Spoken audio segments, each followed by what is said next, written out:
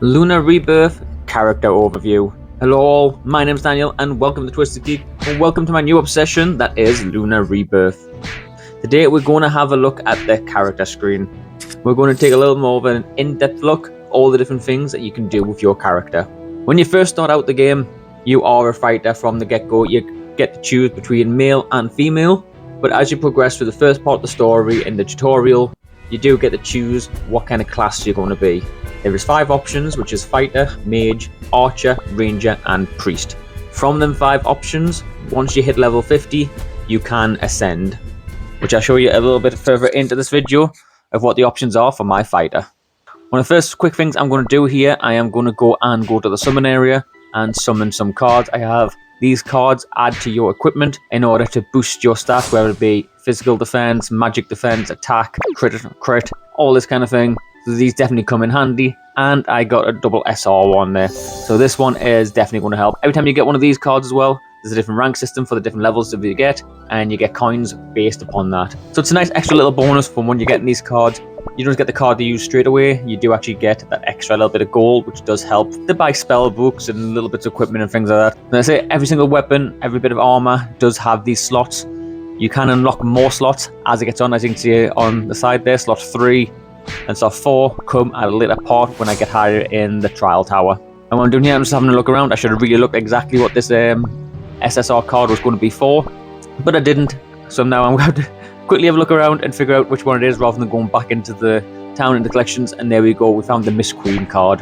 Now it's definitely going to increase my defense, my attack, my critical rate, and additional wind damage magic, so that is definitely helpful. As I've upgraded my main character, I'm going to go through the other characters. Landis is not really a character I use. Mia is the mage that I use, so I'm going to go through and see if the card that I previously had on might be of use to her, which it is. It boosts her stats a little bit. Her CP goes up, her general stats go up, that just a little bit more to help out. Over to Kale. Kale's my archer, he's one of my main people I use as well. That's why it's got the word up next to it, because they're actually up front and in the battle. And Phoebe is the other person who I've got in my team, the priest. I think you definitely need some kind of healer in your team just to keep you going, as the levels get a little bit harder for you to just checking the boots of everyone, make sure they were all up to date as best I could. Because of course taking one card off one person means it's normally available to the others, but it might not be the best card for them. It does show some of the higher ranking cards at top, as you saw when I went to my main character there. That SSR card was sitting directly at the top because that was like the next more beneficial card for me to use. As we go into the full stats options, you can see everything here: physical defense, hit, critical rate, attack speed, all the different water damages, and of course your point system. Every time you level up, you get points that add to your certain stats. At the moment, I normally just going with the recommended stats: hit recommend, hit confirm, carry on. Strength and vitality, definitely a good one for a fighter.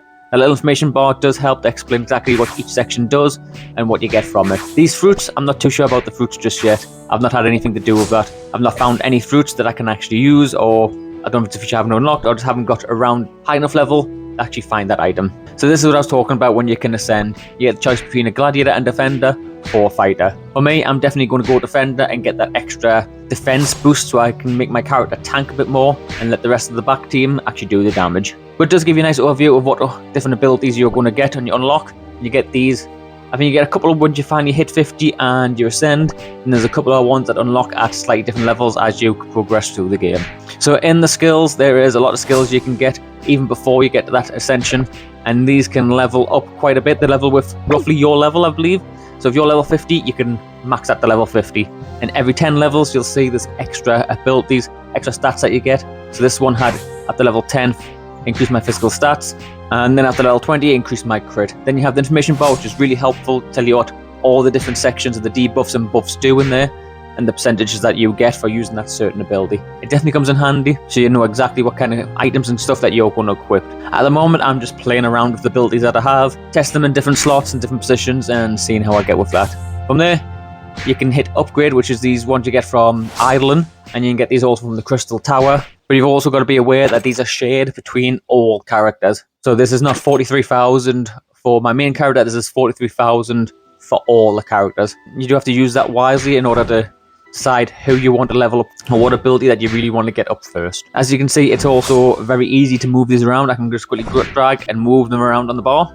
To equip a new one, you have to select that, hit equip, and and then select the slot that you want to put it in. So then going to the next section is attire. There's a few bits of equipment I unlocked there, which I will go into more depth in a later video to show you how all the attire works. And the titles, I've not unlocked the title just yet. Like I say, I haven't been playing that long, so there's a lot of things you got to get to in order to get the titles unlocked, and you get this extra rage. I'm not too sure what rage is yet. I don't think it's actually given us a description of what that is. It might be back in the other previous stats. I'll have to double check that. But as you can see when you lock these, it does say it is a permanent effect that takes straight away, and you can equip which title you want afterwards. And there's definitely a lot of titles you can get there. Some of them are from buying packs, some of them just from doing things in-game. All the element information there, that is all the different things from mainly the cards that you put onto your character. These are the different things that help reduce certain damage, increase certain magic damage. So this is the card Blessing. As you can see, if you equip a certain amount of the SSR cards, you will get these extra bonuses. And it looks like after later on you can also level that up. You might level up with the level of the cards if you're on level 1 of all cards, level 2 of all the cards, and so forth. Artifacts, I don't have that unlocked yet. So once I get that unlocked and I find out exactly what these are, I will make a separate video about that so we can go fully over that. The only difference on your other characters is this upgrade. Your character will gain experience and automatically up level, whereas experience for your characters accumulates, and you've got to go into that character and select which character you want to level up. And here we go, this was on about 4. I'd hit recommend and hit confirm at the moment until I get used to everything that's going on, and then I'll reset that and go from scratch. You can actually reset these constantly. There is no limit for me resetting them. I did do a quick check. We hit reset and it comes back, and there was no cost to that. And then you have this limit break. This, if you get the right equipment, the right items, it boosts your stats, as you can see, quite considerably as well. I've already limit breaked her once, but I need to get more of that gold item there, the rope. You do get these from the shop and guild stores, but they are limited, so use them wisely and use them for the character that you really want to step up first. See, this is where I spread it out, and I'm now leveling up Kale instead. Once you get him to level 40, he can actually ascend from there, and you get new abilities and skills that we can then use later on. So I'm trying to get the characters all up to level 40, including myself, to get that extra little boost to stats. And as you see here, now I've got some spare, I can just jump into this and upgrade the skill. Just hit level 20 there, so my attack now increases by 72, and then going on to the next one and getting that one up a little bit. And again, just playing around the skills and seeing what works best at the moment. I hope this look into the character screen and the skills and stats of all your characters is actually helpful for you. If it is, please leave a comment, like and subscribe, and I'll catch you in the next one. My name's Daniel, this has been Twisted Geek. Have an awesome week. Cheers.